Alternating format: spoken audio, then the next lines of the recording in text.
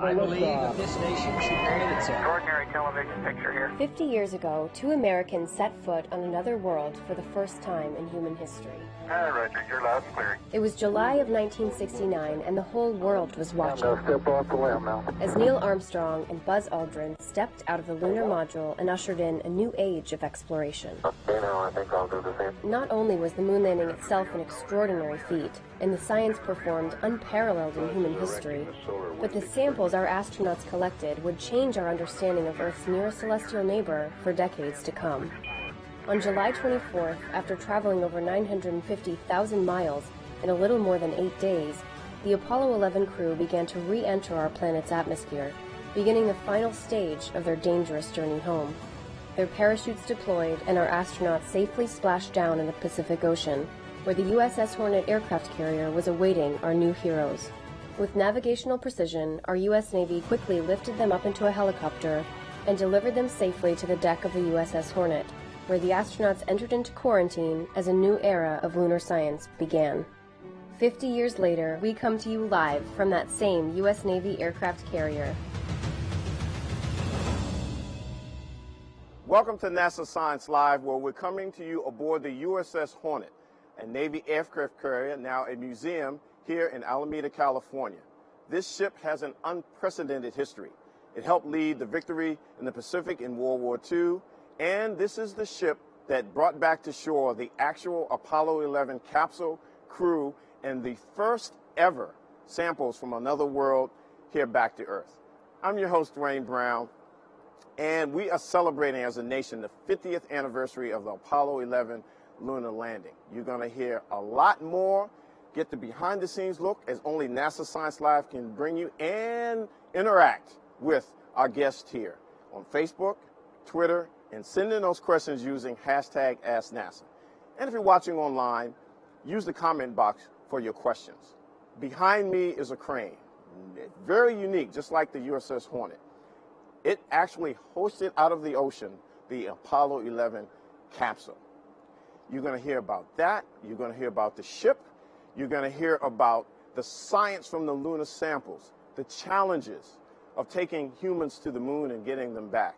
And we have a crew member, yes, a crew member, who was stationed aboard the USS Hornet at the time of the recovery operations. It is going to be magnificent. And you might want to look out for some items that you never knew about in Apollo 11. So welcome aboard. Let's learn more about this incredible ship, the USS Hornet, from a USS Hornet tour guide, Cindy Savoy. Over to you, Cindy.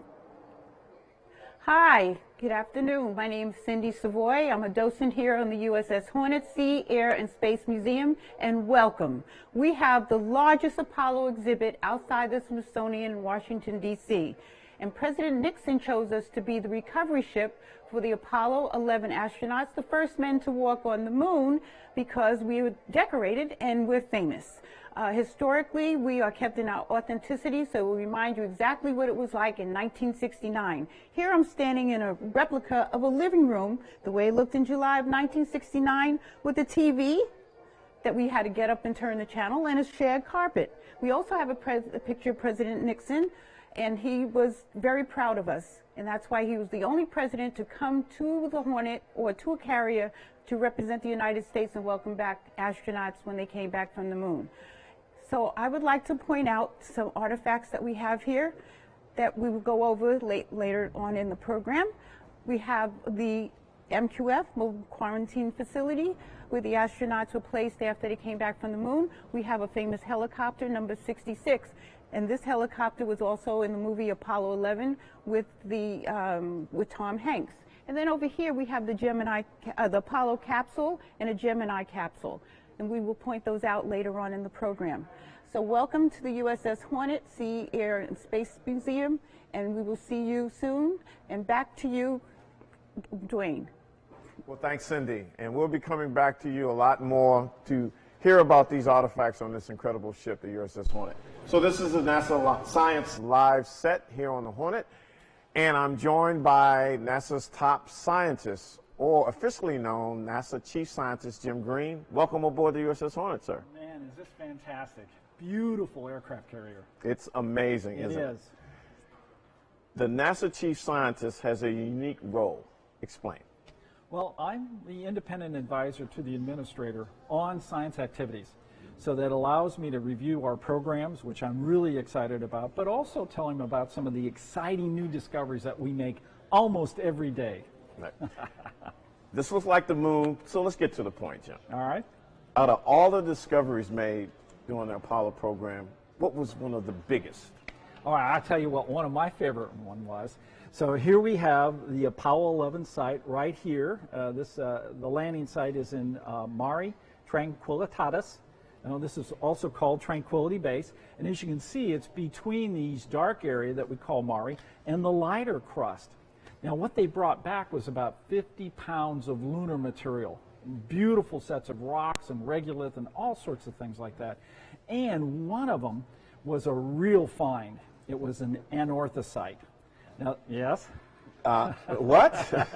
Sounds like a rock band. Yeah, okay, yeah, I think you need to explain that one. Anorthosite. This is a particular rock that loves to float on top of lava. This was very important because it helped us distinguish various theories on how the moon was created. You know, a couple of the theories are, well, we captured it. Another one of the theories is the Earth was spinning so fast it just lobbed off a chunk. But the one that we really wanted to look at was what's called the giant impact hypothesis. So let me take you back 4.6 billion years. The Earth was being created, a proto-Earth, if you will, but another object in the area called Theia, about Mars size. The two attracted. Theia hammered the Earth, but was blown apart. What happens next is the remaining material of Theia comes together. So if you can imagine molten rock all over the place coming together to form a new object. On the surface, it's a complete molten rock area. We call that the lunar magma ocean. And what floats on that is the anorthosite. So by that one piece of anorthosite that we brought back from Apollo 11, it really helped distinguish the theories. The giant impact hypothesis is the one, even today, we believe, created the moon. So does that mean the moon is Earth's little brother, or? Yes. In fact, the more we look at material from the moon, the more we see it's so much Earth-like. Fantastic. Okay, so we're talking Apollo 11. We're Yeah. going to talk that, and then we're going to go into the future. There's an interesting story about the rocks when they came aboard the aircraft carrier. They dealt with some little crawly things. Well, you know, I tell you, we did not know much about our nearest neighbor, all right? And so we have to be very careful. Bringing material back from space may have pathogens, you know, those things that would affect our life, and so we had to be very careful about that. So we then had a series of processes to determine that the astronauts, when they came back, were safe to reintroduce into our population and didn't have pathogens with them that they brought back from the moon. So the first thing, if you can imagine, there's the capsule floating in the water, and the scuba divers come up. They throw into, if they open the hatch a little bit, throw into the capsule 3 suits, and these are called the biological isolation garments. Big for short, right? The bigs, that's right. Always an acronym. Always an acronym, right. Okay. So they put these bigs on, okay. Now that was supposed to then keep them isolated, okay, from what was going to happen next. So they then took them out of the capsule, you know, brought them up. There's 66 right there, 66, that beautiful helicopter, one at a time, and then brought them back to the carrier, brought the little Hornet, landed on the deck. From there, they then moved into the mobile quarantine facility, you know, which is an Airstream trailer, and then locked it up, all right? So now they're really isolated. What happens next is we then have access to the lunar rocks, and in a controlled environment, we add mice, okay? Mice? Yes, we added mice, and we wanted to see if there were pathogens in those rocks, okay, and whether the mice would survive or not, and of course they did, and that enabled us to realize that there's no pathogens for us to worry about on the moon. Sort of like a canary in a coal mine. Yes, exactly. That's a perfect analogy, and so once that happened and the canary kept chirping, we opened the door and let them out. What do we do with the mice? I don't know what happened to the mice, Okay. but they served their purpose. they served their purpose. Fantastic. Okay. Welcome again to NASA Science Live, where we're from the USS Hornet. Send in your questions to #AskNASA, and we have some. We're going to take some, Jim. Sounds good. First up from Pierre on Twitter asks, is the moon considered another world? Very good question. You know, the moon is a significant body in size, all right? It in many ways is almost planetary scale. And in fact, if it orbited the sun, we'd call it a planet. Mm-hmm. You know, that's how that goes. So yes, I would say the moon is really not only another world, but planet size. Another question from Barack on Twitter asks, what did the astronauts see on the moon? Well, Buzz described it, I think, very well. They're in the beautiful pictures that we brought back, and he called it magnificent desolence. You know, it was eerie. It was, you know, had gray tones. It just was another world. And contrast that with when they saw the Earth. You know, the beautiful blue, you know, marble, as we call it, with oceans and clouds above them. It was quite the contrast. Another question on Twitter from BK Hennig asks, what was special on the rocks we got from the moon? Well, actually, we really have been teasing them out. We don't analyze all the rocks. From all 6 Apollos, we brought back about 840 pounds of rock material. 25% of that we've kept aside. All right, we haven't interrogated them, and that is because we want to look at the rocks that we have.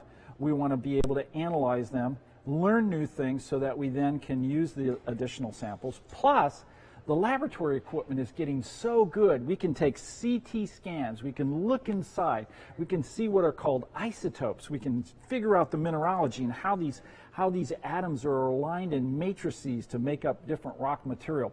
And what we find is that the moon is mostly Earth-like. Wow, mostly Earth-like. Okay, keep sending in your questions here at #AskNASA. We're now going to go back to Cindy, where she is next to the test capsule that was used by the USS Hornet and the mission team to make sure that they were ready for the recovery operations for the real thing. Over to you, Cindy. Hi, welcome back.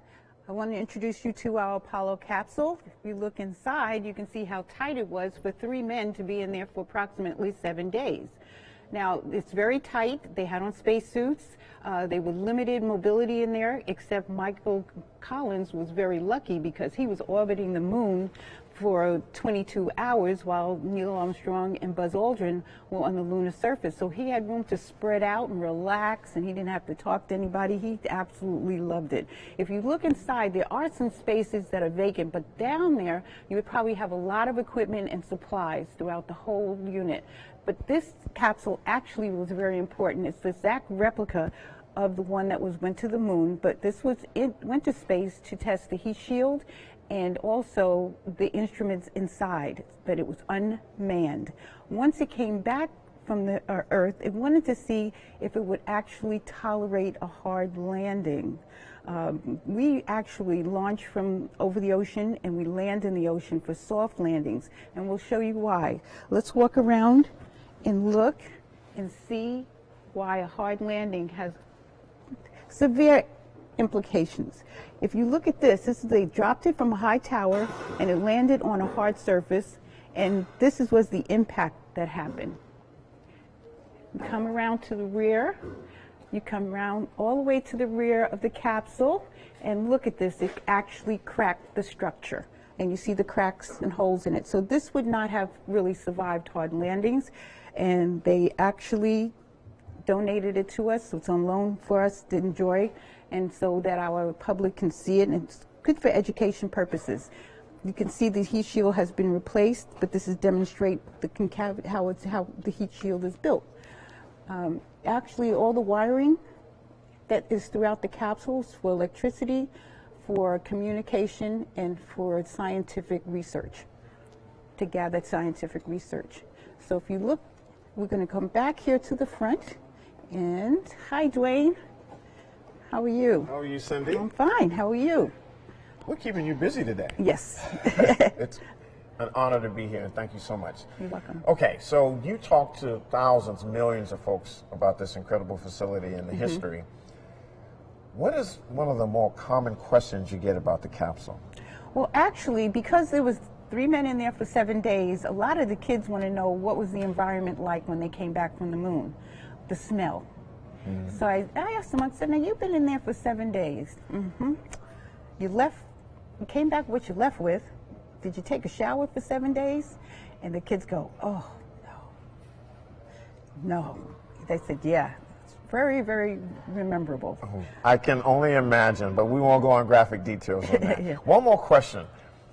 Obviously, when we talk about space travel, Yes. there's a lot of math involved. Yes. Now, they didn't have computers back then in doing Apollo. Right. It reminds me of the movie Hidden Figures, right? Yes.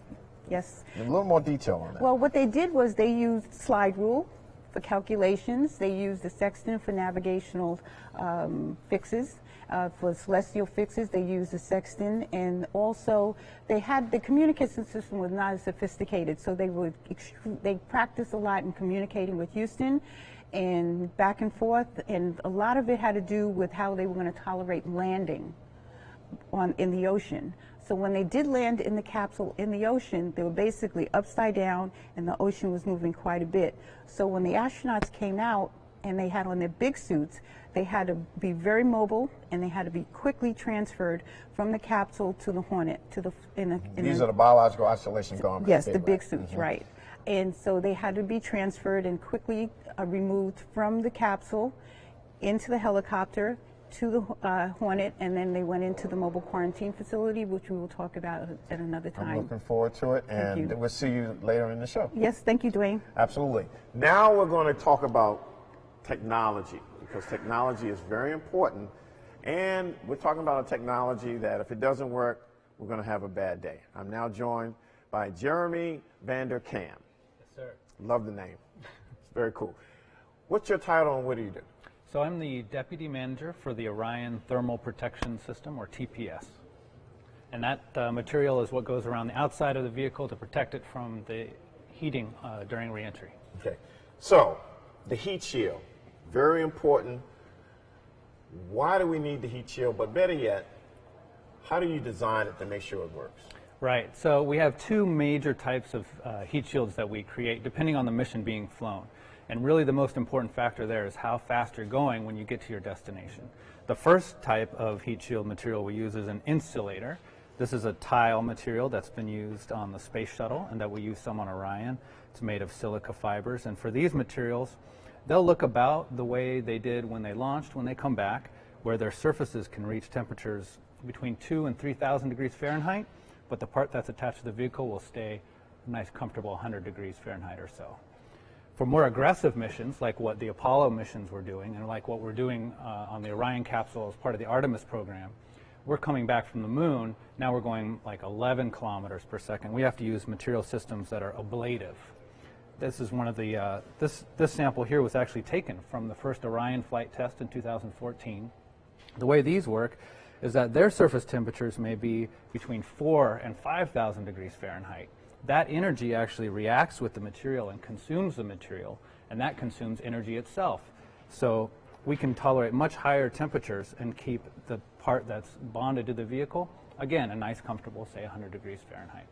Fantastic. So, okay, so you mentioned Orion, and we're going to talk about the Artemis program a little later in the show. Now, what is the difference between the Apollo material in the process versus Orion? So there's some very, very close similarities. So the Apollo capsules used a material called Avcoat over their entire surface. And that's actually what this material here is. So for Orion, we use Avcoat on the base heat shield. And for our first flight test, we actually built it the same way that Apollo did. And it looked very much like this. It had a honeycomb structure, and it had our ablative material inserted into each cell of that honeycomb. Now, as we move forward into the Artemis program, we're using that same material, Avcoat, but we're building it in a different way, where there is no honeycomb structure. Instead, we're molding it into blocks that we can bond on, and that gives us a much more efficient manufacturing process. Also on Orion, we're using insulative materials on the cooler parts of the vehicle, again in tiles, that allow us to have a very efficient manufacturing process compared to what Apollo did. Wow, that's fantastic. And this looks sort of like my coffee table at home, but I'm quite sure it's a lot more Might be a little advanced. more expensive. Yeah, and probably, you probably can't afford that. So we're going to go to hashtag Ask NASA, and we've got lots of questions coming in, and keep those questions coming in. So we have a question from Keith on Facebook. What was the material used for the outside of the Apollo capsule? So that was the Avcoat material that we just Avcoat. discussed, yes. Okay. And we have from Mark Wayne on Twitter ask, will this technology be used for everyday life here on Earth? Our heat shield materials typically don't find their way into everyday life on Earth. They're created to do exactly one thing, and that's to be a heat shield material. So you won't see them around, except in museums on spacecraft. So, working on a team that's so important, give us some sort of idea of how big a team would be for the Orion, that we're talking about that. And is there anything that may keep the team up at night as we get close to launching? Yeah, so we're between 40 and 50 people between our industry partners and the various NASA centers. We sleep pretty well at night. Our biggest challenge is that when we test these materials on the ground, we use a facility called an ArcJet down at NASA Ames Research Center. And in those facilities, we can only test samples that are between 4 and 8 inches in diameter, which is a lot smaller than a full-size spacecraft. So until we get our first big flight test doing the actual mission at full scale, which for us will be the Artemis 1 mission, there's that little bit of uncertainty left that we haven't quite gotten out of the way yet. Okay, let me take another question from Kimberly on Twitter. Asks, what type of educational background do you need if you want to be a part of the future Artemis program and work on heat shield technology? Well, across the program, anything in the STEM realm will work. For our heat shield team, we have a lot of material scientists, we have a lot of mechanical engineers, a lot of aerospace engineers, systems engineers as well. How did you get involved in this? I mean, were you tinkering with things as a kid or building things? Or? I don't know. I had an obsession with anything that flew since I think I was born. And yeah, just found my way into NASA and found my way into the Orion program when it started in 2006, actually. Wow. And so when we look back at the Apollo, and this is the test capsule, did you like study manuals or talk to folks as you to build on Orion? Yes, that was a big part of starting Orion. We went back into all of the history we could find. We were pulling file cabinets out of garages full of files and papers and reading everything we could get our hands on. We studied all the old vehicles in their museums to learn as much as we could about what they did and what we could bring forward. So what's the next step now? And again, we're going to talk about the Artemis program later in the show, but Orion, explain Orion and the capsule and what's taking place now. So right now we have flown one flight test in 2014. The Orion capsule that will fly the Artemis 1 mission is complete just last week, I believe. And that mission will launch in 2020, 2021. And we're actually already starting to build the Orion capsule that will be on the Artemis 2 mission further on, the first mission with crew on board. This is really cool. So Jeremy, thank you a lot again. So now we're going to go back to Cindy. And again, you're watching NASA Science Live aboard the USS Hornet. Send in your questions to hashtag Ask NASA. Cindy is now next to the helicopter, and the helicopter has a unique story. In fact, this helicopter was in the movie Apollo 13. Cindy. Hi, welcome back. And we're in front of our Apollo number 66 helicopter, which was in Apollo 13 with Tom Hanks. The original one no longer exists, and our aircraft restoration crew saw this in Tucson's Boneyard and said, is that 148999, what actually did fly off of the Hornet during the 1960s? They brought it back here to the Hornet and restored it to the mint condition that it's in right now. So let's take a look at it. This Hornet, this helicopter, is so important because it's built in such a way that you wanted to have a lot of room in there, because when the astronauts were actually picked up out of the flotation device, they had to come in here and they were told, all the crew was told, do not touch them, don't go near them, because they could have some contaminants on them, even though they had already put the anti-contamination fluid or solution on their big suits, bioinsulation garments. It was about 40 feet from pickup from the flotation device into the Hornet, into the basket to bring back to the Hornet. Once they were able to come back, they were on the flight deck. The whole unit descended here to the Apollo surface, and then they went in with their masks. They had special respirator mask on, and they were transferred immediately into the MQF, where we will talk about at a later time. This unit actually is so famous because it's so built in such a way that there's so much room that the exact model is also used for Marine One, which the President of the United States uses. Also, you can look at the way the landing gear is. If for some reason it has to land on a soft surface, which is the ocean, the landing gear retracts and you have some floating devices in here. This is a very unique one. We're very proud of our air restoration crew for what they did to bring it here so you could enjoy it. And it's historic because of the movie and just the way that it operates with the jet engine up there on top and the big rotors for maneuverability. So welcome back, and hopefully we'll see you again soon. Thanks, Cindy. Back to you, Dwayne. Thanks, Cindy. We're back here on the set at NASA Science Live, and I'm joined by another scientist, Kimberly Anika. Welcome. Thanks, Dwayne. You do a lot. Tell us, you're involved with a whole bunch of cool things. Well, I'm a research scientist at NASA Ames Research Center in California, Silicon Valley. Our center does innovative approaches to open questions in aeronautics and basic fundamental space research, and have been working there for a number of years, and I work on lots of different mission concepts. I'm trained as an astrophysicist, so I've built instruments that have flown in space and in the air. I actually had built a payload that crashed into the moon and found water on the moon, and I have been doing science management through the New Horizons Pluto flyby, and most recently on our flying telescope, SOFIA. So as a scientist at NASA, I'm interested and attracted to these questions that drive us to push ourselves to new limits and opening up creative solutions, and it's a fun job. Wow, that's a pretty cool shopping list, and you even come dressed for the part. You know, you got the moon. That is awesome. Well, Dwayne, where's your Mars tie? Oh, I forgot. I'm sorry. This is inspired. It's a conversation starter in a sense. I mean, the whole opportunity to speak about space and science and exploration and discovery and making the impossible possible is inspired by Apollo 8, where Bill Anders took the first picture of the Earth from lunar orbit. So our first humans who looked back on our home world for the first time. Wow. Okay, let's talk science during Apollo. And you have some interesting things here. This looks like Earth, but I'm pretty sure it's not, right? Yes. So earlier in the show, you and Jim were showing a grayish globe, which was the moon. This is still the moon, but it's actually a map of the height of the moon. And this is post-Apollo, and this is when we had a series of robotic explorers doing orbits around the moon. One in particular, the Lunar Reconnaissance Orbiter, and one of their instruments measured topography, how high something is. Blue represents low areas, so what was known as the mare are low areas, and red on this globe shows high areas. And I'll turn it around to show the far side that we don't see. And the far side is exotic.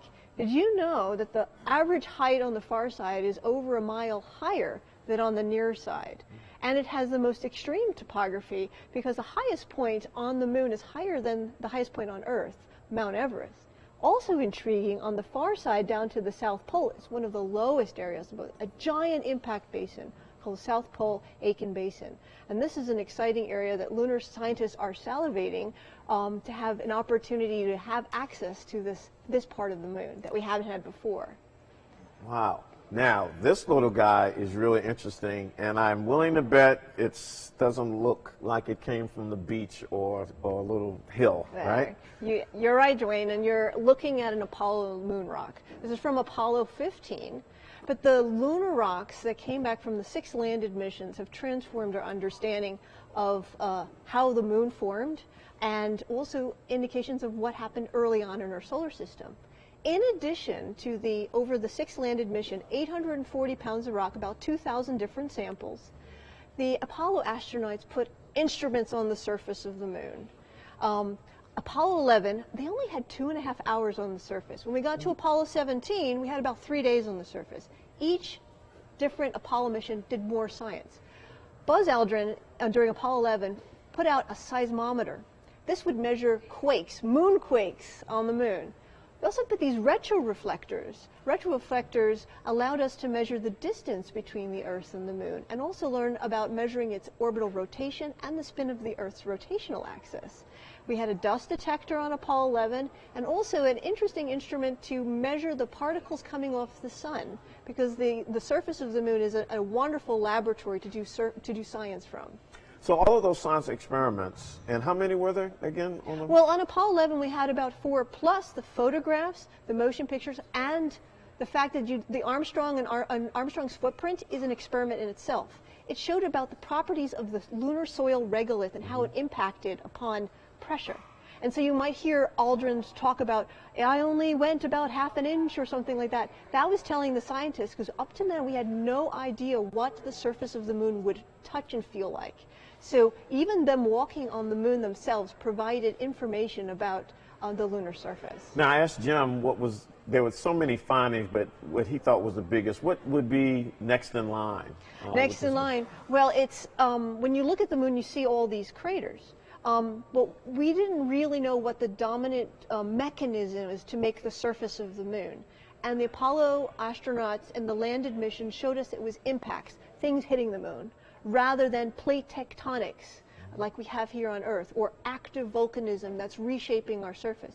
So by that, and by the continuation, the moon has preserved an early history of our solar system that is forever lost on our planet. So we want to learn about the early Earth, we look to the moon. We want to learn about the early sun, we look to the moon. And those mysteries are still being teased out, and it's all done by the surface measurements on the moon and the samples we return from the moon. Fantastic. Well, we're going to go to social media and hashtag Ask NASA. Keep those questions coming in if you're just joining us. This is NASA Science Live aboard the USS Hornet. We're talking Apollo in the past, and we're going to talk about future lunar exploration and beyond. Our first question is from Enrique, who asks, how much water is actually on the moon and why? Oh, great question. In fact, we couldn't even have this conversation 10 years ago, because the concept of water on the moon is a relatively new discovery. And this is the beauty of science. We haven't figured everything out. About 10 years ago, several instruments, including a mission that I worked on, we discovered water on the moon. And then since then, we have water found in different arrangements on the moon, and in particular, the poles. The poles have special areas where the bottoms of craters have not seen light, and so they're very cold, colder than the surface of Pluto. And they have become cold traps where water is migrated. How much is there? Well, from the knowledge we have to date, it could be 100 to 200 million tons of water, but we still lack the detailed maps to know exactly how much we have. Right now, our knowledge of the moon is almost like we have the knowledge when you're planning a hike. You have a knowledge to drive your car to the trailhead.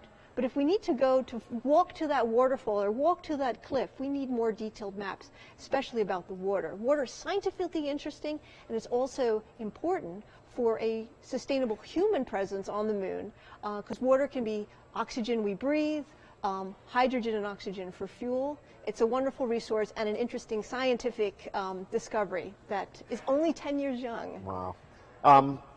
Stephen asks, what happened to the instruments on the moon? Are they still on the surface?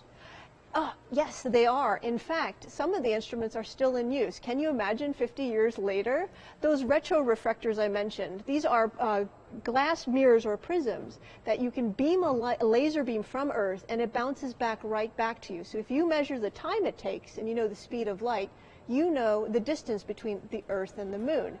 And over 50 years of measurements, we have measured that the moon is receding from us about 1.5 inches a year. Most of the instruments on the surface of the moon, they had to survive a 340-hour lunar night. It got really cold, and some of them didn't make it through. We had other instruments that lasted several months and weeks through the mid-70s. But to go back and put new instruments on is very exciting. We're running out of time here, but I've got to get this question in because I think this is so important, from Mary on Twitter, who asked, what got you involved in science? Well, it's hard to say. I mean, I was a very curious child, I loved learning, and I'm really grateful for the education and the teachers who tolerated my many questions I had. But I was also empowered to realize that, asking, we have this short time on this planet and we're learning so much. I just became very curious, and the science career just fell into that because I just had a very open mind. Yeah, your passion is infectious. So we're going to talk some more and get into the future later in the show. Now, what if I told you you could actually hear data? Now, work with me here. A group of musicians, and I appreciate this being a musician myself, have taken a tool and taken a song and put in the song 50 years of lunar science. It's called Sonification.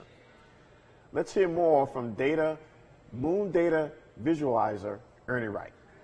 The pitch of the melody is telling you the amount of data that was returned about the moon over time. There's a clock sound that tells you about the progress of the months. And there are symbols that go off to mark the times of launches. During the Apollo era, the pitch rises as we learn more and more about the moon and gather more data.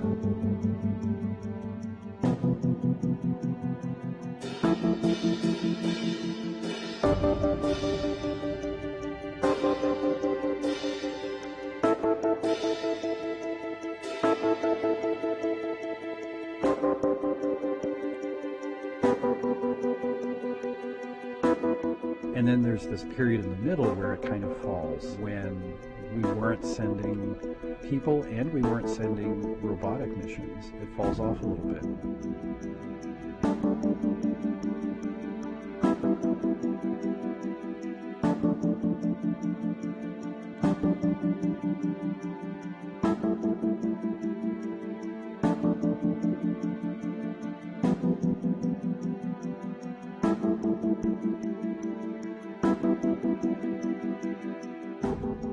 Starts to rise again to a crescendo in the modern era.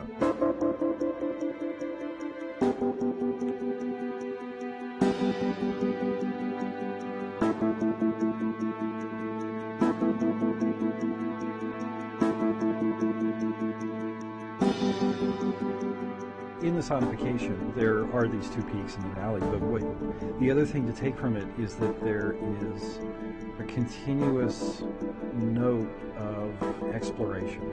The sound doesn't really go away.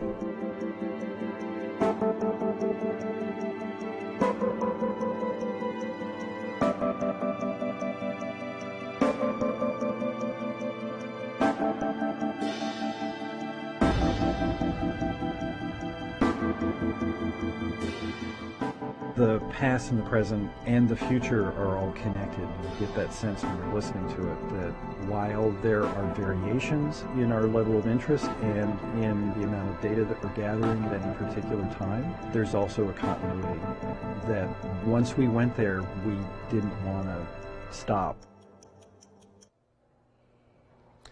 Now, Sonification is available at NASA on the new podcast, on the new NASA Explorer series. You can also hear it on Google Cloud, SoundCloud, Google Play, I should say, SoundCloud, and Apple Podcasts. And this cool technology was developed in Toronto, Canada by a company called System Sound.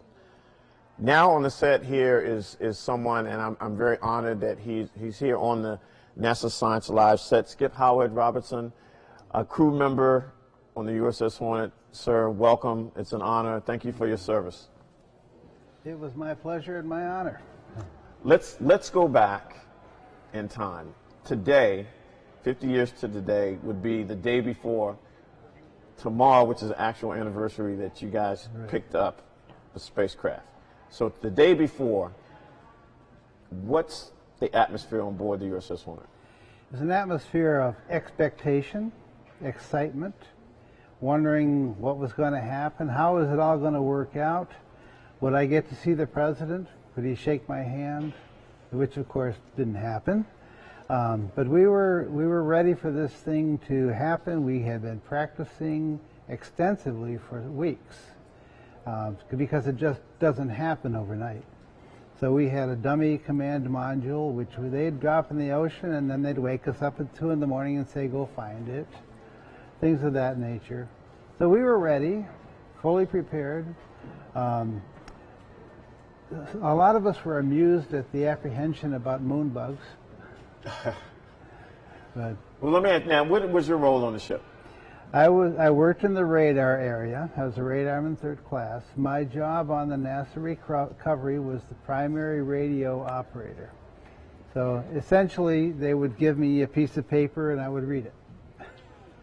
And so I had the distinct privilege of being the person heard around the world, although nobody knows that, saying, Houston, Hawaii, this is Hornet, we have Apollo on board. How does that make you feel that you're etched in history? Because usually on a ship, when you make announcements, it stays within the ship. Did you know it was going to be heard around the world at the time, or did they tell you later? They told me later that had been broadcast around the world. And out of the billion or so people who were listening, only one person actually said she recognized my voice. Did the crew members tease you, or did you get like a plaque or a cake? Or? No, there was no recognition of that sort. We were all just part of the team. There were about 40 or so enlisted men, and I think 30 officers, something in that area, who were directly involved in some way. We all had a job. We did our job. I have to tell you, we at NASA, we're humbled to be here, but we're in awe of all of the history here. Well, how do you feel when you come back to this magnificent ship? Well, this is actually my first time back since I got out of the Navy in 1970. I was here 2 days ago and again today, and we'll be here tomorrow for the actual recovery day, you know, whatever happens then. And I have my cruise book, which we were given, all the members of the crew and many members of the civilian crew that were on board were given one of these. So I've got a lot of good memories in there. Now, give us a short explanation. What's in this book? Are there signatures or pictures of? It's pictures of what went on, shipboard life, the recovery.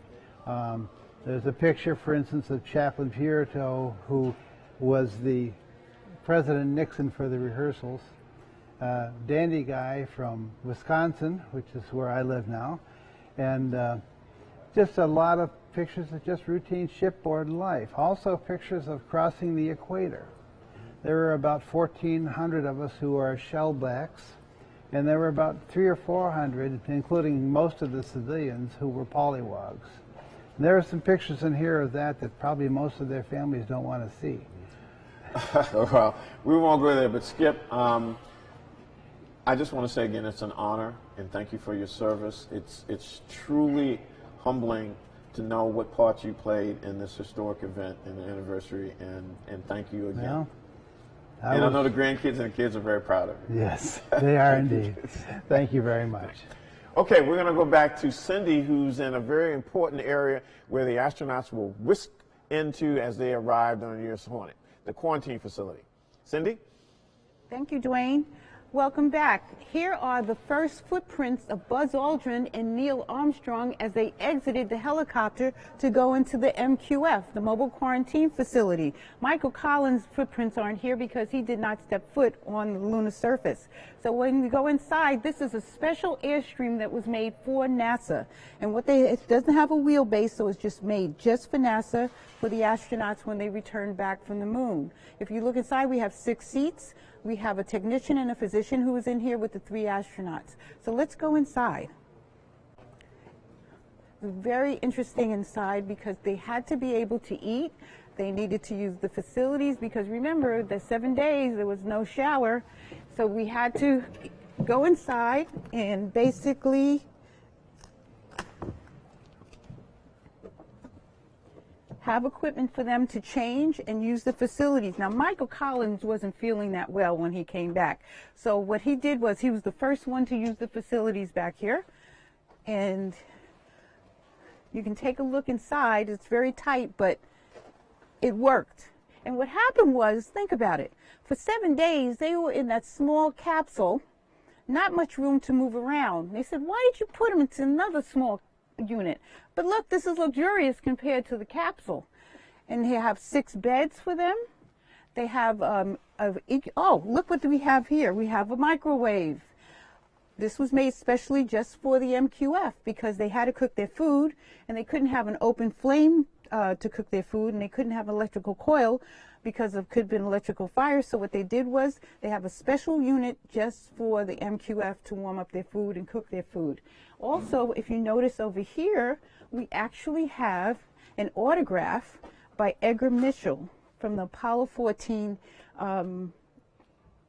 landing. And what he did was he actually, when they got to Apollo 14, they didn't need as much quarantine time as they did for Apollo 11, because the moon germs they found were not that significant to harm us as inhabitants of the Earth. They have regular food that they ate, and they also enjoyed the newspapers. What happened was when they were reading the newspapers, they had no idea they were that popular. And it said, United States, go to the moon, come back from the moon, the astronauts are heroes. Wow, really? We didn't know we were that popular. And when they got to Hawaii in the MQF, there was a big parade outside, and people were cheering and clapping and yay, and they looked out the window and they said, what is going on out here? Why all these people on the pier? And they got a hold of a newspaper that said that they were heroes. And Buzz Aldrin said to Neil Armstrong and Michael Collins, look, we were gone a couple of days and we missed the whole thing. They had no idea they were that popular. But they stayed in here for 52 hours, and the 52 hours they went from the middle of the Pacific, they went to Hawaii, and from Hawaii they stayed in here, and they also went to Texas. When they went to Texas, they were quarantined in there for 15 days. Total quarantine was 21 days. Also, as you notice, they had to get the equipment from the capsule. So there was a plastic tunnel that went from the capsule to the MQF, where they could carry back the specimens and also bring any equipment they had to the MQF. Once they did that, the door was closed and everybody was quarantined, including their specimens in here. So welcome to the Hornet, and see you again soon. Bye. Thanks, Cindy. And we're back. Thank you. I tell you, Cindy, you're doing great. And I just love hearing you talking. I think I just come in too quick or whatever, but you are just absolutely fantastic. So we're back here on set, and I've got not one but two of the scientists that were already here, but now we're together. And you know what? You never know what to expect on live television. Somebody's birthday is today. Kimberly's birthday. Happy birthday. Oh my goodness, that is so cool. Okay, we've been talking about the past. Now we're going to go into the future. The Artemis program. Before we get into that, Jim, we talked about the rocks. What are the rocks? Aren't there some new samples that haven't been opened yet? Yeah, indeed. You know, I mentioned that we kept some aside, and now we're ready to open them. And we have one very special type of container. It's a long, hollow cylinder that was used by Apollo 17. Jack Schmitt jammed it into the soils, actually in an area that we know was a landslide. So there's trapped gases and all sorts of stuff that we believe are there. And now that whole tube, which is full of lunar material, is going to be open this year. In fact, we have to develop the right capability to capture all these gases. And I want to thank, the scientists of the previous generation who had the forethought of keeping certain of these samples aside, pristine, untouched. Because as advances in our laboratory techniques, we can now extract a different type of science from that, knowledge from that. So, yes. Well, that's fine. So, Kimberly and Jim, let's go into the future. We kind of mentioned the Artemis program, but Kimberly, let's go in a little bit more detail. What is Artemis, and what's going to happen with this? Okay. For those who know their Greek mythology, Artemis is the twin sister of Apollo. So we've been talking about the Apollo program, which was the humans on the moon. But the Apollo program had a different charge. The Apollo program was to put a human on the moon and return him safely to Earth. We scientists had other science that went along with that. Artemis is different. Artemis is a forward to the moon with a sustainable human and robotic presence on the moon and beyond, using the moon as a proving ground for Mars and beyond the solar system. Artemis is the first woman and next person on the moon in 2024. A giant leap for womankind and a humongous leap for humanity. It is also going to be the sustainable human presence using the moon with commercial partners, with international partners. Space exploration is no longer in the realm of superpowers and governments. We're doing this together. And that's what is, you know, to me, amazing. And so we're the Artemis generation. All of us are the Artemis generation. Right, that's right. We're on the backbones of the shoulders of the Apollo generation who brought us amazing engineering, transformative science, and a new worldview of what humanity can do to make the impossible possible. And you know, we're here, and we're seeing folks all around us. This is cool. You know, this is a museum, so we've got kids and everything, and they're excited, and that's what the space program does. But let me go back, because I wanted to ask you this before we got into Artemis. I was 9 years old, and I remember running around the living room, and my grandmother was watching something on the moon. But I was playing with bugs and things like that. I think you were in the stars at the time. My parents were just dating. Okay. We hadn't been married yet. So, Jim. Yes, well. What is your memory? Where were you? Apollo 11 landing. I had graduated from high school, all right? So that summer was getting ready for going to the University of Iowa, and I had a fantastic opportunity on that Sunday afternoon to see the landing, you know, on my black and white TV at home. And, of course, later on, when they got out of the capsule and walked on the moon, it was just riveting. I mean, it was really quite a special time. Fortunately, I had already been so excited about astronomy and science. I knew I was going to get my degree in astronomy when I went to the University of Iowa. I didn't know at the time they were working on spacecraft. So I just naturally fell into the robotic spacecraft end of things. So Kimberly gave a really great overview of Artemis and going back to the moon, not just to plant a flag, but be sustainable. Yeah. The first woman and next man. Correct. But Mars plays into this program a little bit too, right? Well, indeed. You know, what we're going to learn to do is to live and work on a planetary surface. And the moon is the perfect one to do.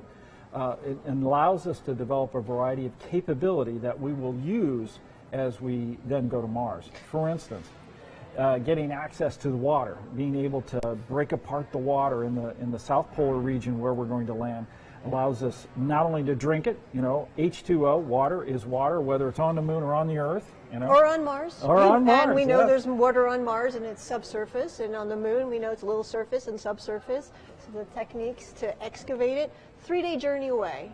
Mars, 6-8 months journey. Mars, different mindset, independent space exploration. Moon, proving ground. We'll be ready for Mars. Wow, you guys are right. Let's go to social media here. Hashtag Ask NASA. And we're going to take a question from Jimmy. Oh, this is perfect. Water. With all this water, does that mean life could be on the moon and Mars together? Well, we don't think so on the moon. You know, we know that a significant amount of the water is probably due to cometary impacts from asteroids, which we now have a significant amount of water. And so that forms a cold trap in these South Pole and North Pole regions, and that water then ends up in the permanently shadowed areas. Since we've been to comets and we've been to asteroids, we do know a lot about them, and we don't believe that they have the ability to be biologically active. So therefore, we believe this is probably also true with the water on the moon. It doesn't have the kind of evolutionary environment, a habitable environment like an atmosphere and flowing water, but we have that ice there.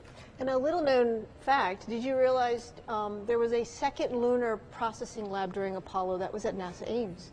And it was called a Lunar Biological Laboratory. Now, you know, to find life on the moon was considered highly improbable, but a good scientist will do an experiment. We did an experiment with 300 different environments to look for microbes on the lunar samples, because biology can exist in very different extreme environments. None was found. But the techniques and the instruments and the approach led to the development of an instrument for Viking that went to Mars in 1976 looking for life. And we're still trying to answer that question, are we alone? So design and development of looking and getting smarter at how to look for life. But for the moon doesn't have life. Let's go back. Keep sending your questions in the hashtag Ask NASA. We'll board the USS Hornet on NASA Science Live. So Pierre on Twitter asks, during the Artemis program, will they bring back new lunar samples? Oh, absolutely. That would be yes. Up to now, because if you think about the 6 landed missions, only at most sampled about 4% of the surface. We have not had any samples from the far side, neither from the poles, neither from the basins of these permanently shadowed craters. And I worked on a mission that crashed into one of those, and inside we found water and frozen ice, but we found hydrocarbons and argon and mercury and silver and carbon monoxide. We found a lot of things down there. So we certainly want to have samples. And if we can get some really old rocks, we can properly recalibrate our time clock that the moon still holds. And that's a... Okay. Oh, wow. Okay. We're looking for more rocks. Absolutely. Okay. Here's a question on Twitter. Hey, Dwayne on Twitter. I like the name. All right. Okay, watch this. What are you all's favorite planet or celestial body? Jim, you go first. Well, I was head of Planetary for about 12 years, and I would give a lot of public talks, and always when the audience questions came in, the little boys and girls would come up and ask me what my favorite planet was. And so my answer, which is still the same today, is I love all my children equally. You know? So as head of Planetary, the parents got it, and I think the children were a little baffled by that answer. But every object we go to in the solar system has some element about it that's so unique, so important. It's a piece of a puzzle on how these things are put together. Terrestrial bodies and moons and icy bodies and out into the Kuiper Belt and beyond. They're just compositionally so different. It's just a really exciting time to be in planetary science. Kimberly. Well, how can you top that answer? When I think about how much we've learned about the solar system and will continue to learn, I think I know my favorite planet is Earth. Earth is where we are. We humans are. It is where we have the curiosity, the imagination, the know-how, the engineering to make that impossible possible.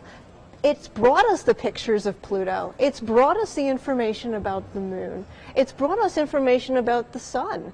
So I think Earth, our blue marble, our pale blue dot, that's my favorite planet because of us. I wish you would have been my science teacher. I mean, it's just, oh, you guys are awesome. So that's going to do it for us. We are out of time. However, you keep sending in those questions on hashtag #AskNASA. We'll get to them. And this is NASA Science Live, where you can get more information and see previous shows at www.nasa.gov/NASA Science Live. And look out for the next show sometime in September, or if these incredible scientists, as they always come up with really cool science, you may have a NASA Science Live show even before that. Now, before we sign off, I have a final personal note. I've been with this great agency for nearly 40 years. I've worked on hundreds of missions spanning aeronautics, the space shuttle program, and of course science. Now I have a new mission, to travel to the planet retirement.